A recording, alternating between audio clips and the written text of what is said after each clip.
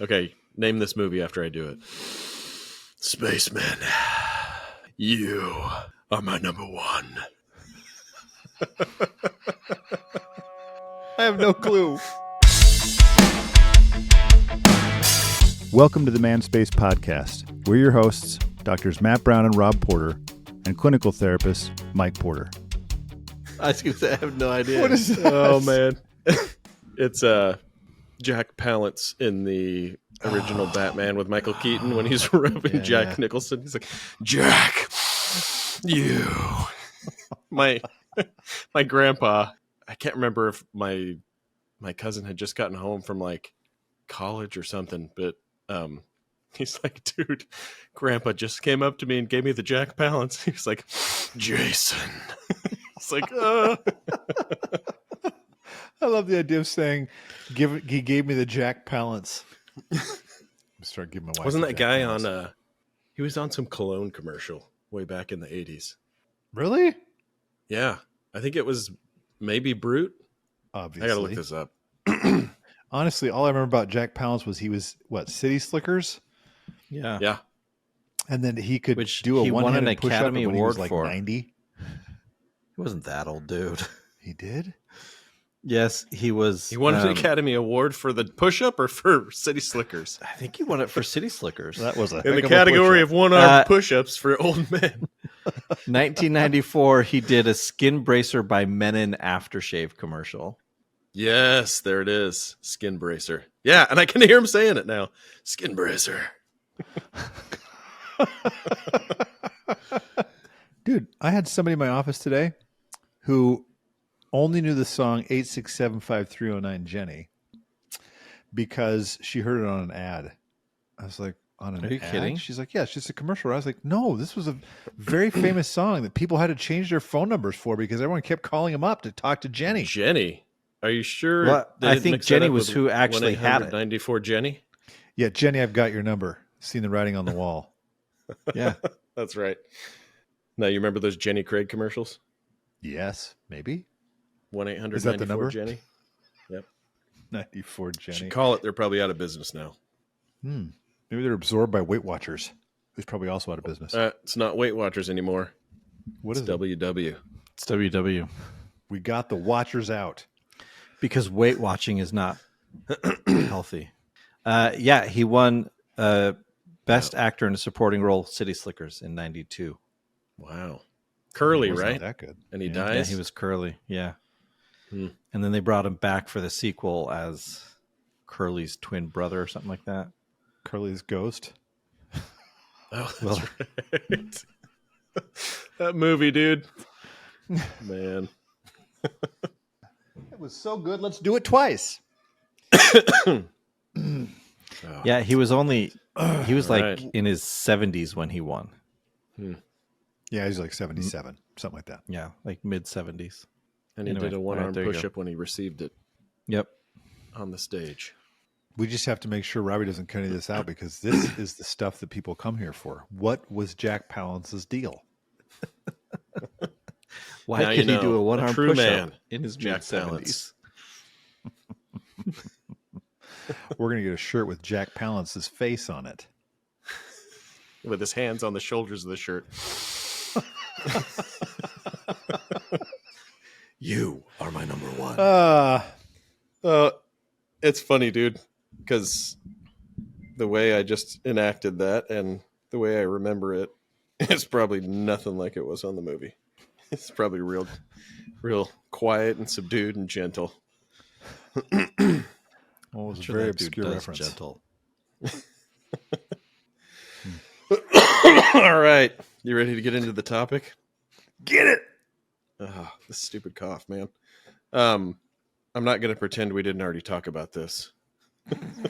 So I'll just introduce it for our listeners. But so we've seen a lot in multiple different settings, couple relationships, small groups, bigger organizations, like a pattern where one person has, or a smaller group of people maybe have come up with an idea and, you know, well, I guess I'll say like one person because we'll just relate it to couples.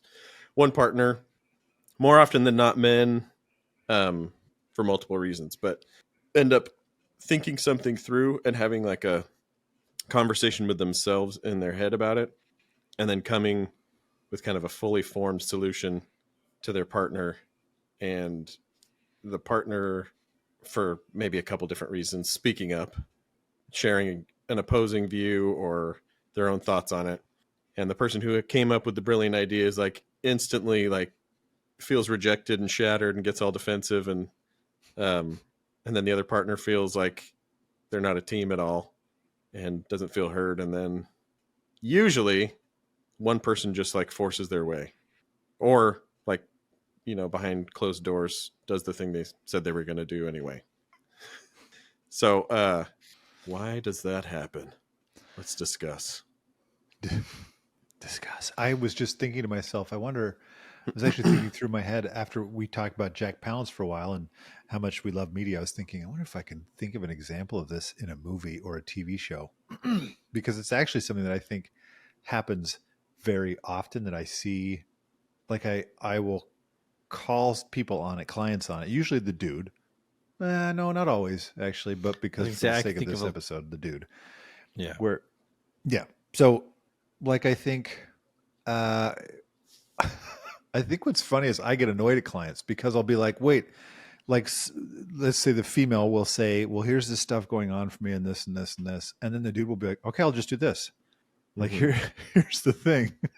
And this is maybe a different way of framing, like, why do men always try to fix instead of just listen? Mm-hmm. Although I think what we're talking about today, there's a much bigger picture of like, even how do we take input?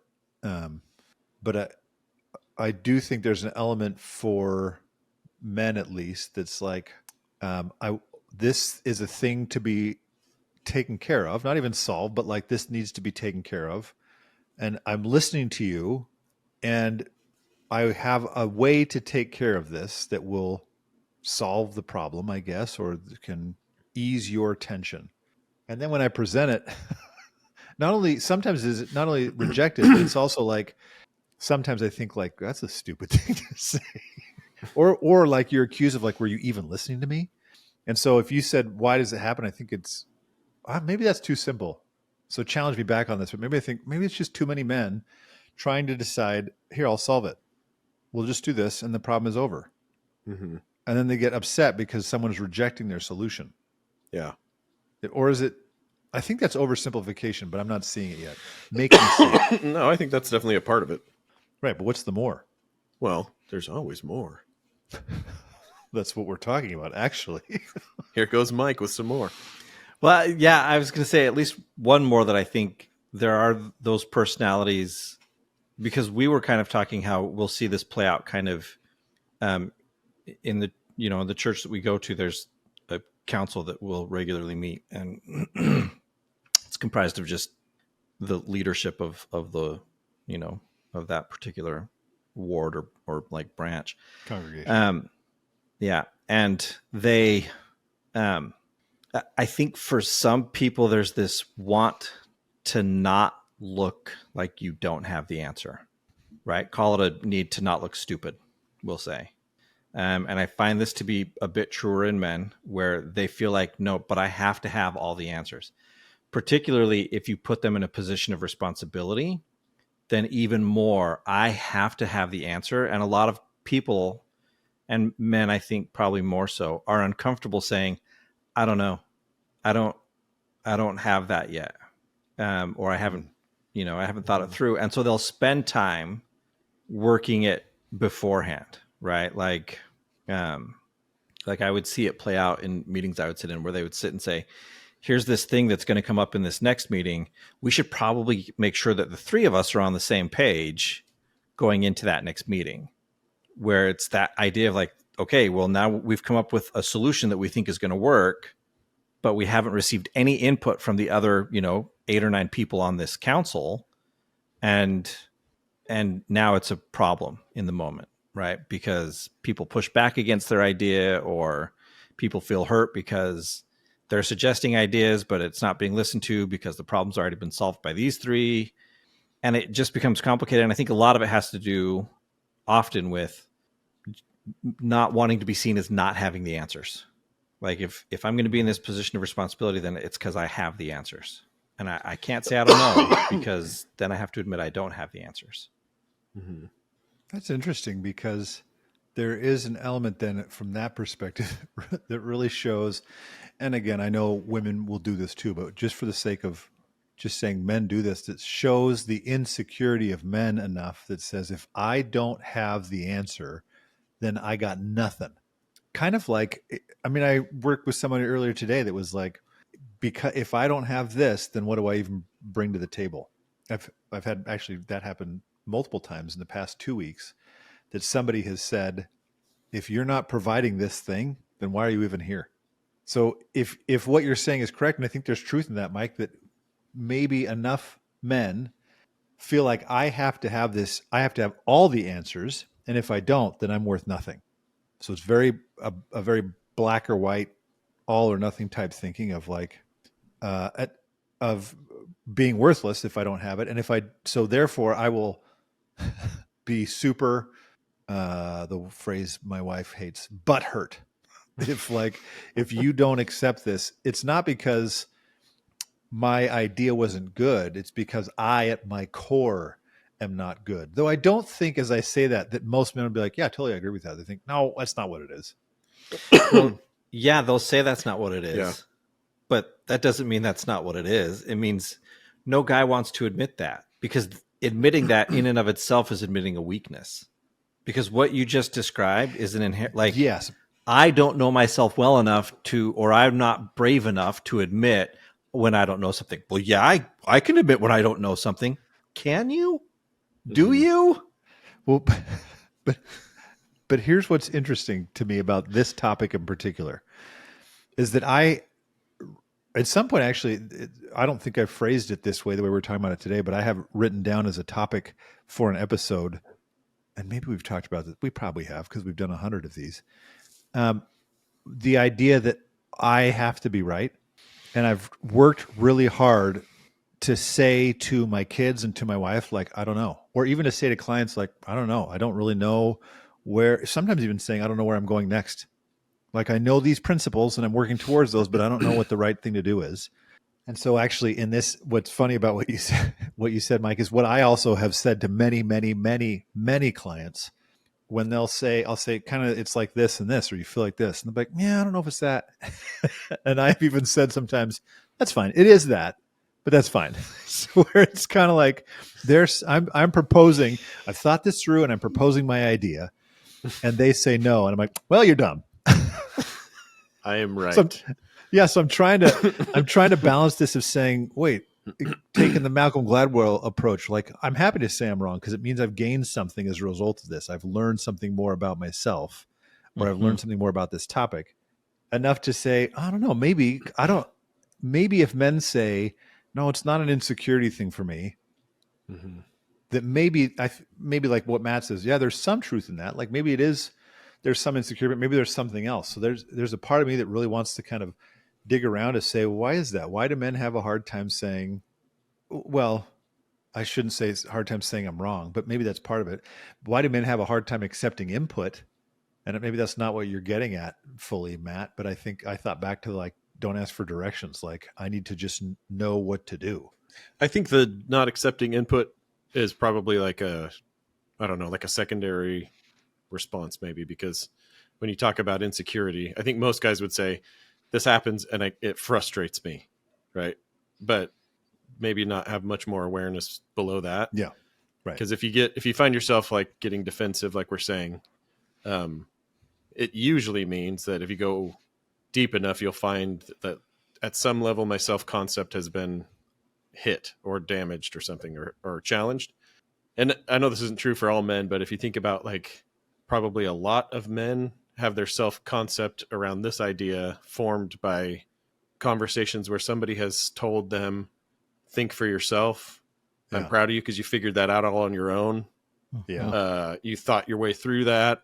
You know, and so, like, if that's what's taught to be valuable, then there's already like there's a bit of like an insufficiency coming into any sort of conversation that's going to involve input, because like I don't have a self-concept that's built around people saying to me, "Hey, you did a real good job talking that out with your partner," or "Hey, I'm glad you guys worked together to figure that out." That's not like most guys don't. We don't. Those aren't the things we get praised. Maybe now, but maybe little kids now, right? But No, not really. I don't remember anything like that.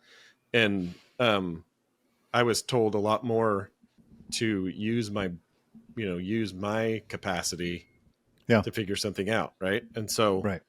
so if I've done that, and then I come and present that, it's kind of like the pet that goes and kills a rat for you and brings it proudly and drops it on the, like, check out what I got, right? And you're like, sweet, I really don't need a rat, but but that cat's like, I'm doing exactly what I've been trained to do, right?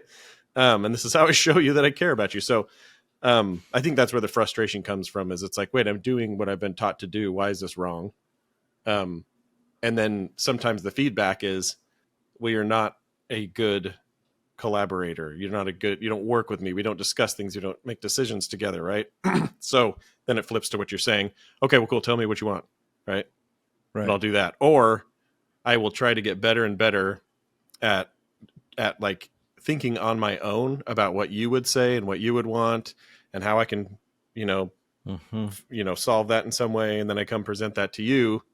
And like we said before, then the partner's like, well, that's not what I wanted at all. And there's like, well, I can't be a mind reader, right? But that's literally what you just did.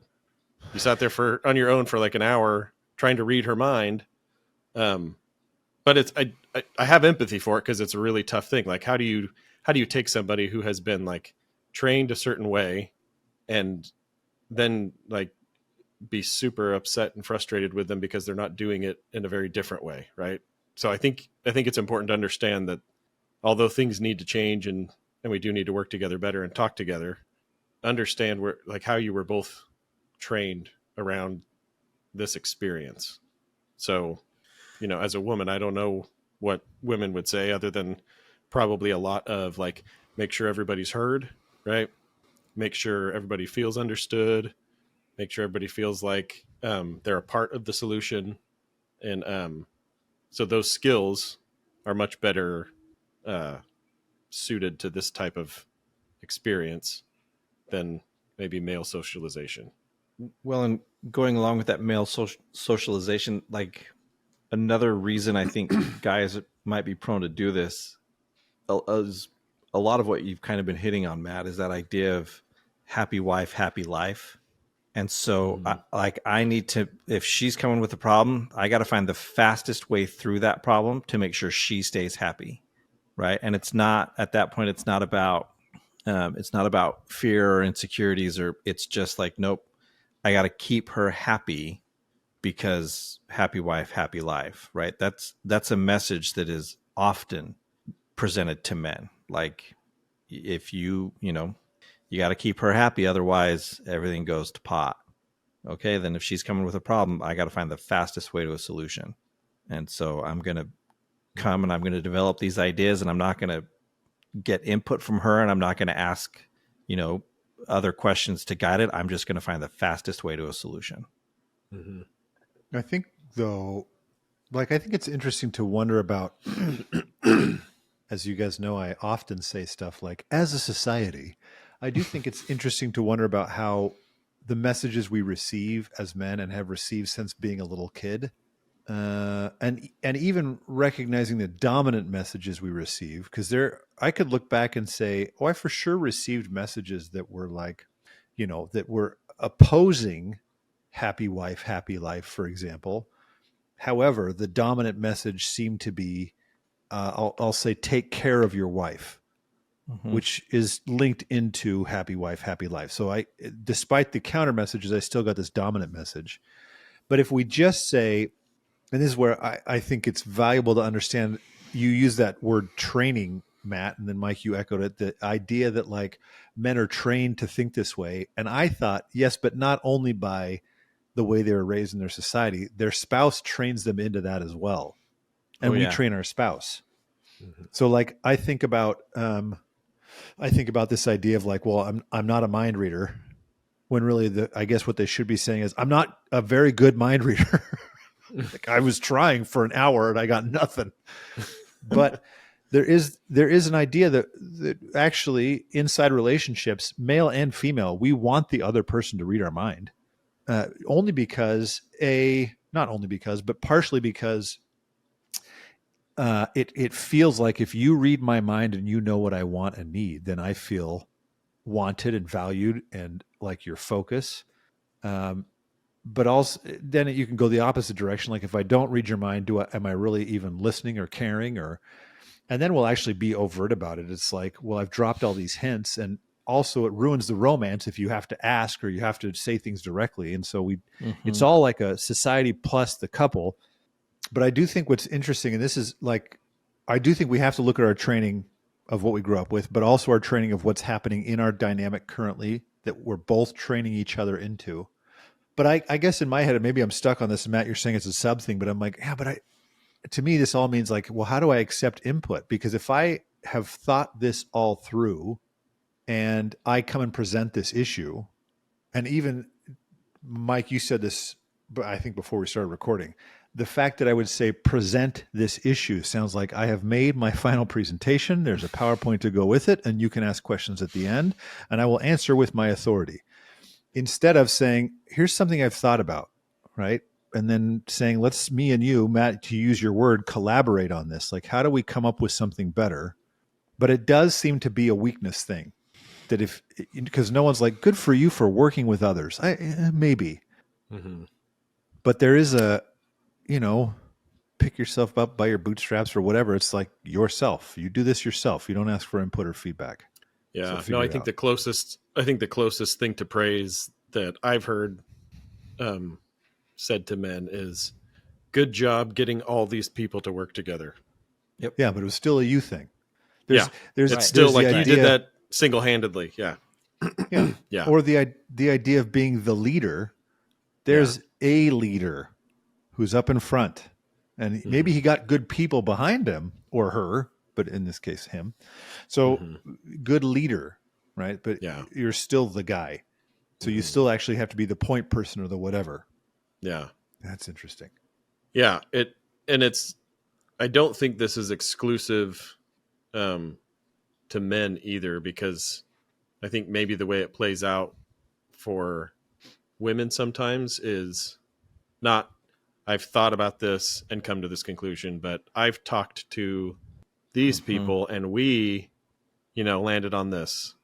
So, I think it goes both ways. I think there's just kind of like I've come to a conclusion, or I've done like 90% of the work. Tell me what you think, which is really kind of like lip service. Tell me that my 90% is pretty good. Yeah, which tell me what you think, which really means that, right? Like, tell me I did a good job and that I'm right, and that if you were to add any one little thing, it would be this, and it better fit in with my larger plan, right? So, so everybody knows when someone comes to you like that, it's like, well, you don't really care what I think, one. And if I say anything, I'm going to have to figure out how to do it in a way that takes care of the feelings you're bringing into this conversation and dovetails with whatever you said. So I'm either going to just quietly comply with that with a healthy dose of resentment, right? Or I'm going to be really disagreeable, not even necessarily with the idea itself or with your solution itself, but with the process. I'm going to push back because I don't like how this went down, right? And then oftentimes couples will get into arguments where it's kind of like, well, this is clearly the better path. Why can't you just see that, right? And it really isn't the path. Usually it's just like, we're not working together, or we don't feel valued, different things like that. So have you seen couples have success like recognizing this and seeing how it doesn't work? Yeah. I've had couples see how it doesn't work. That's usually all I do with people. Point out why it doesn't work. Oh, you guys both froze. Yeah, well, it's funny, Matt, when you say that. Like, I think I've definitely seen people who. That's actually what I do want. I'm laughing because I point out a lot what isn't working for people. Not like I'm trying to work on that to be like, hey, go this way instead. But I do it because I want them to see it. So that question, Matt, when you're saying, do you see couples who can see that it doesn't work? I feel like, I don't know. And it's kind of interesting too. And this is, we can come back to this, but I feel like this is something I have a hard time with. I've noticed right now I'm supervising 2 women, and I have this tendency, like one will ask a question and I'll give an answer, and I ask questions back and forth with one I'm talking to, and then I'll be like, okay, let's move on to the next thing. And the other one in particular will always be like, well, can I say something? And I'm like, oh, right, sorry, yeah. Like, but I was thinking, I'm the supervisor, I got stuff to say, and so I don't even know how much I recognize it. I'm recognizing it more and more, but I don't know. I don't know how much I see that men and women can see, like, hey, this is something we've done or that we're doing. I think they recognize there's a problem. Like, they may not be able to pinpoint this is the problem, but that's why they're in the office, right? Like, they're in our office because they recognize something here's not working. Yeah, they often need it kind of, hey, do you guys see this dynamic? And as soon as they see it, they can they can see it everywhere. Right. Like, oh, like I saw it in the conversation we had last night, and I saw it in the conversation we had 2 weeks ago. And so, yeah, like with Rob, I'm like, do they see it clearly? No. Do they know there's something wrong with the communication pattern that exists? Yeah, that's why they're in our office usually, is because something's not working and it's reached a point of frustration. But no, I think I agree with Rob. Usually, so recognizing a problem, but maybe not. Yep. The specificity of it. Yeah. Yeah. Just so you don't feel alone, Rob, I suck at it. Good. It's back to the episode before this. It's our two-ness, man. We want to be loved. We want to have it all right. I'll figure it out. We can't change. But no, I think I've gotten better at it, but it's a hard thing because I think I do see it more in men just because of the way that biologically and maybe from socialization we're trained to kind of think, right? Just kind of process internally a little bit more. But I also think it plays out across gender lines when you take the partner who is the more like forward thinking anxious one, because they spend a lot more time just thinking in general about all sorts of stuff that's ahead, and the other partner might be thinking much more about like what's happening in the moment. And I've seen it that way, where I've actually seen it work well and not work well, where one person's kind of like, leading with that type of thinking, but being communicative and kind of over communicating a bit, like, hey, I see this ahead. What do you think? And I've seen it like, well, I already know how this plays out, so just do what I say. Right. So I think I tend to be more like thinking ahead. So I can very easily fall into a trap of thinking something all the way through and then bringing it up, or like planning to do something nice and without even trying, playing like a reel in my head of the reaction I'm going to get. Right. Yep. And like becoming emotionally attached to that reaction. And then when it doesn't happen, it's like, well, what the crap, like you get all disappointed because it's like, well, that's not how you were supposed to react according to the thought in my head 5 minutes ago. So I just pictured like in my head, I'm wandering down the hall and people are high-fiving me like, Rob, that was amazing. And then what happens is people are like, wait, did you do something, Rob? Disappointments.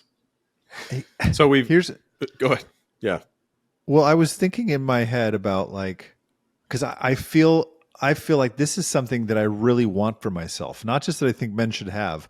Like, I want this, but it occurs to me that in order to do this, want this meaning this is the way I'm phrasing it. And Matt, this is your word.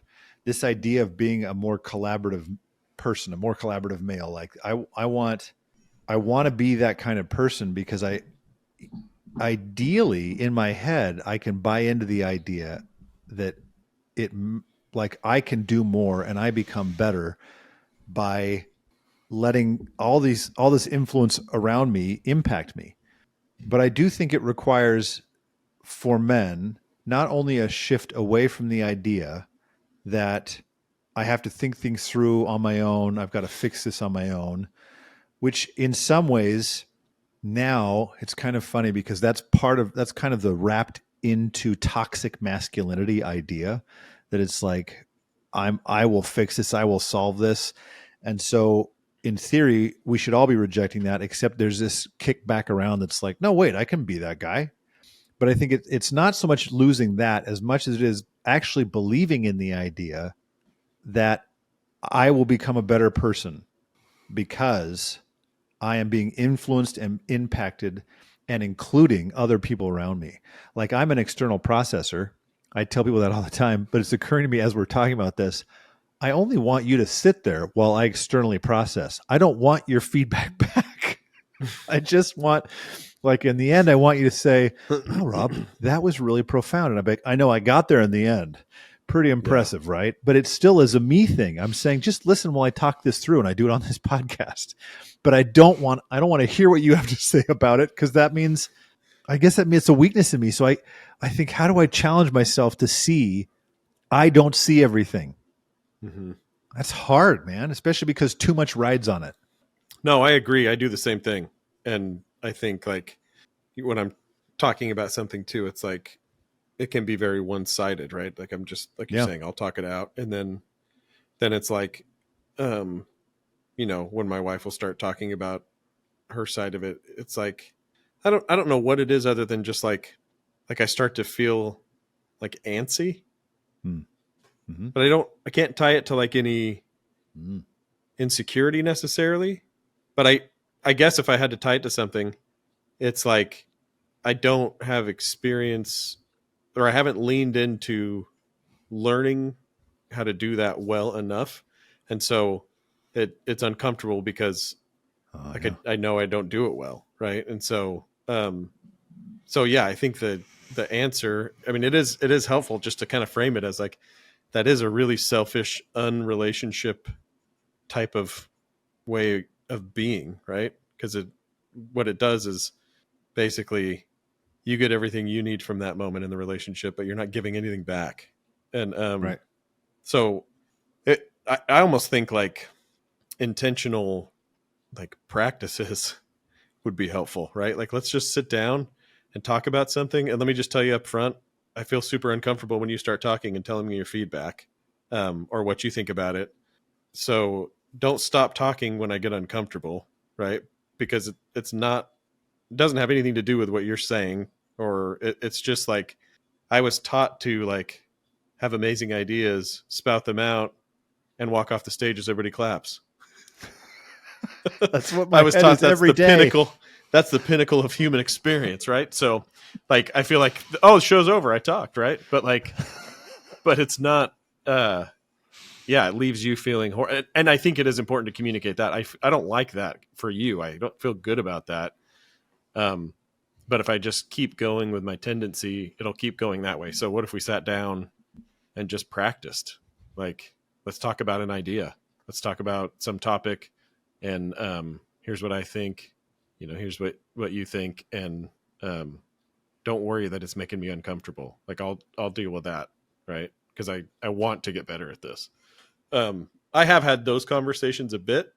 I don't think I've done nearly as good as I can at being intentional about it, and especially when you're stressed and tired and things like that, it makes it harder. But I think it can go a long way, and I think I have some ideas that we can talk about in a second about like what to do when it's something you're trying to decide together. But Mike, tell us where you suck. Well, I have to share where see now because you phrased that way, I'm like, I don't know, man. I don't suck at all. It's, I mean, for me, like it is hard feeling like, and we've talked about this before. Like one of my big insecurities is feeling like that any thought I have is so basic and so common. Everyone has already had it. And so it's therefore not worth saying. You're basic. And yeah. And so if I'm in a situation and I present an idea and it's for whatever reason dismissed, yeah, that's really hard for me because it just reinforces this insecurity that I have, right? And encourages me, yeah, it's better if I just wait to be told because I'm going to be wrong anyway, or because my answer is too obvious and so it's already been thought about and dismissed. And so it's better if I just listen and then say, okay, so what is it you want me to do? And one thing, which you guys have seen this too, just as we have done things for the man space, it was one of my solutions, and I don't think it's a particularly healthy solution, but it's what I do. I will discredit something I'm about to say before I even say it, which I just did. I will sit and say, like I don't have a lot of skill in this, or I don't know about this, or this is probably going to be a terrible idea, but here we go. Which is not like it's me trying to minimize all of those insecurities, and it's me trying to say everything I'm about to say is already occurred, and this is not going to go anywhere positive. Because it is hard to sit there and have that moment where I sincerely don't know and have to say, I don't know. I'm going to assume this has happened to you guys in therapy only because it's happened to me, where a client will come and like just unload a whole bunch, and you're sitting there, and my thought is, I have no idea what to say to you right now. But my job is to be the one who says something. Mm-hmm. So I don't know. That's where I suck, I guess. Would you say, though, as a result, you're like much more open to and inviting of feedback, and like maybe you don't come to conclusions, or you don't contribute? I'm just trying to play this out in this dynamic. Where would you say you fall? Yeah, it's probably a combination of both. I think there's times I don't contribute and I think there's times I am open to feedback because I recognize and I'm sincerely comfortable with not knowing. I really don't know. I'm not an expert here. You tell me. There are times that's true. It's both. There's times where I sit and I look at it and I think I'm just going to stay quiet because it's not going to work out. So I'm just going to stay quiet. Mm-hmm. Matt, it's funny. I want to come back to this thing that you're describing when you said, like, why don't we just kind of, I guess I'll say overtly state this, like these actions of sitting down and practicing and saying, I want to learn how to do this. When you said it, it felt like, it feels so like relieving. Like, and I actually thought, I want like the spacemen listening to kind of pause for a second and imagine yourself sitting down and saying, hey, look, I'm going to admit this. I'm not good at this. I want to become better at this. Because that feeling that comes is like, somehow I don't have to prove anymore that I am or am not something. I'm saying that I'm not great at this, but I want to be better at it. And so can we practice this? And I might do this a little bit. And can you bear with me while I try to figure this out? I think we do this dumb thing with therapy, even where we think I will just become good at this. Like, we'll talk enough that something will click in my brain and then I'll be good at it.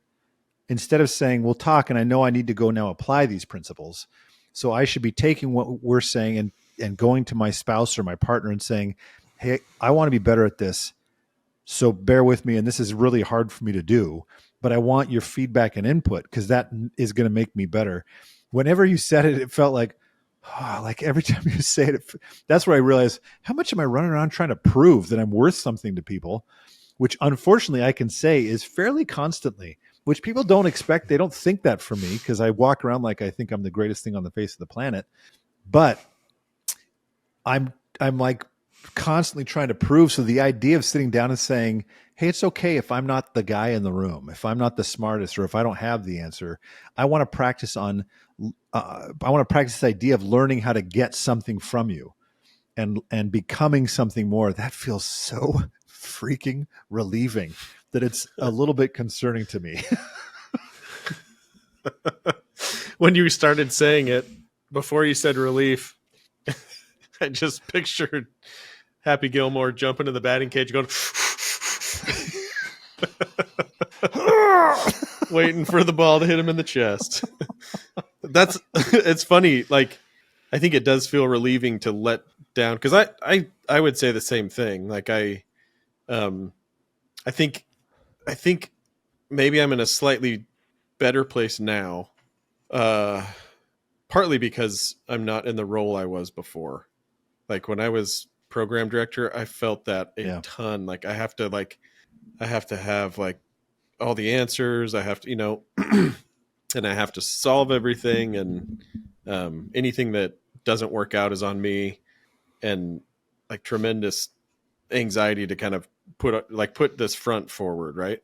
But Right. now it does, like, that relief of kind of like, oh, I don't have to, like, it feels really a lot more comfortable to sit and listen and take in different ideas, but it's still there, and it still crops up, right? And I think it crops up when I'm generally more unhealthy, when I'm more Yeah. anxious, when I'm more stressed, when I'm not taking care of myself in all the ways that I should. That's when it crops up. But when I'm grounded in all those areas, it's a lot easier. Yeah. But yeah, But that's it is a also challenge. that's why I think the intentional piece matters, because if I Mm-hmm. I know it will crop up if I'm sitting in a room and just listening, and especially when I'm weaker in other areas, like I'm getting unhealthy or unbalanced, then it's more likely to Mm-hmm. crop up that I feel like, I'm just listening. Are people gonna be like, why was Rob even here? Then it feels like, ugh, and I can feel that tension go up. But if I remember, I'm Mm-hmm. intentionally doing this, I am trying to just kind of listen and take in and let that shape my idea, and then not come out with the answer, but say, okay, are you saying this? Because I was thinking this and this, and what do you guys think about this? Just keeping that in mind, which I tell couples often, intentionality matters, even though it doesn't, we want it to feel natural, but it Mm-hmm. matters that we are saying, I am trying to do this. And then as dudes, that's actually something a lot of dudes can identify with, because it feels like, okay, yeah, this is me learning a skill. And it's like, good, then I know why I'm doing this. If I'm uncomfortable, I can put that in context of, because I'm trying to make myself uncomfortable. Yeah. And so that, I think, is valuable to remember, because it makes it easier to swallow. Mm-hmm. Yeah. No, I think that chosen suffering is always easier than something that's put upon you, right? That was deep. Um, well, and I don't want to call. Don't say that to your spouse. Hey, I'm about to suffer as you give me your feedback, but I'm choosing it. So it's okay. There is. I know we're running short on time. I think there are some really important principles, especially when this comes up, when you're trying to make a decision together, or there's Yeah. something that you're trying to plan or whatever, right? So I think usually what happens is, in our own minds or in our conversations, we start with, well, here's where I'm going to have a hard time getting you to do what I think is what we should do, right? And so we almost start with that, or we pretend we're not starting with that. We're like, hey, I was thinking about this. And they're like, well, what about this? I knew you were going to say that. And it's like, it just, like, you automatically, all that comes out, right?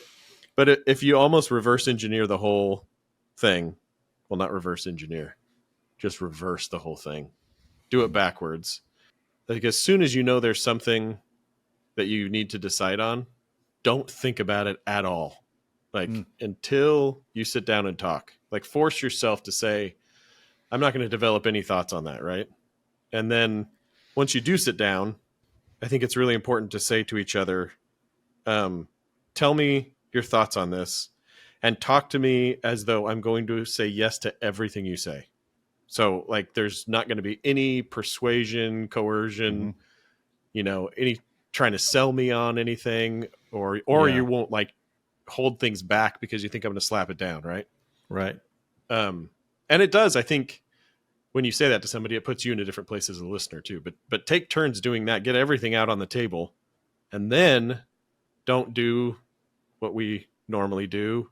We start with the things that don't fit. Like, grab every part of your conversation that fits, collect all of those pieces of it, and then at the end, I think there will be things that don't, right?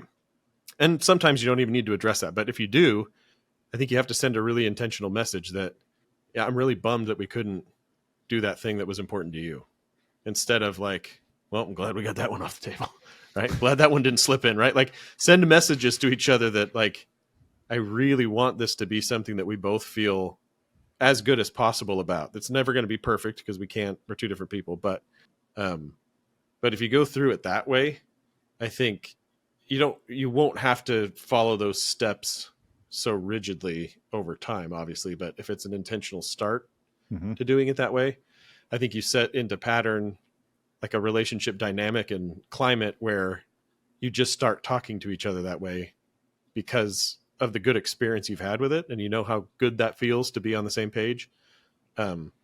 It just kind of builds on itself and then it becomes more natural. It's not this scripted thing, but I think those have been helpful when I've talked to couples going through this, but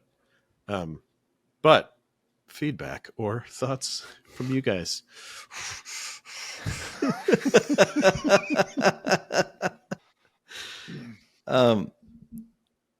For me, I love this idea of going into the conversation and saying, assume that everything you're going to say, I'm going to agree with.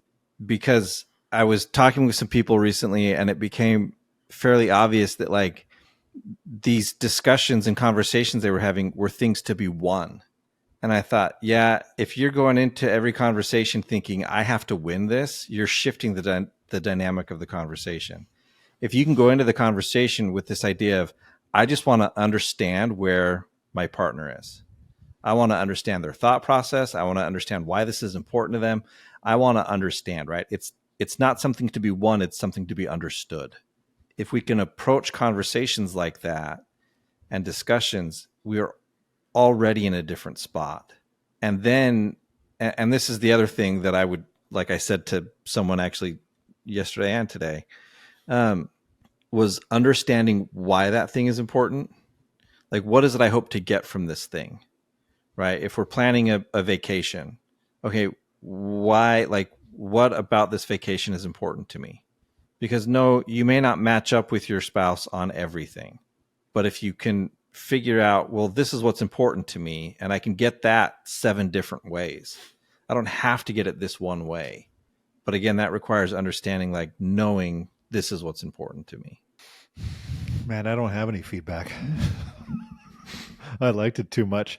I was just thinking to myself, Spacemen, if you weren't paying attention, go back, rewind a few, listen to what Matt and Mike both just said. Get out a pencil because you're in space. So you have to use a pencil, not a pen, and write that down because that was good. But I have an ending. I have our take home that is from a TV show that is like, oh, it fits perfectly. And true spacemen will get the joke, although it has nothing to do with our show. It has to do with another show. So are we done? Can I do it? Yes. Give it to us. Then catch us next time on The Man Space. Why don't you just tell me the name of the movie you want to see? You guys know what it is? Kramer. Yeah. We hope you enjoyed the episode. Please remember to Rate and review. please, we desperately need it.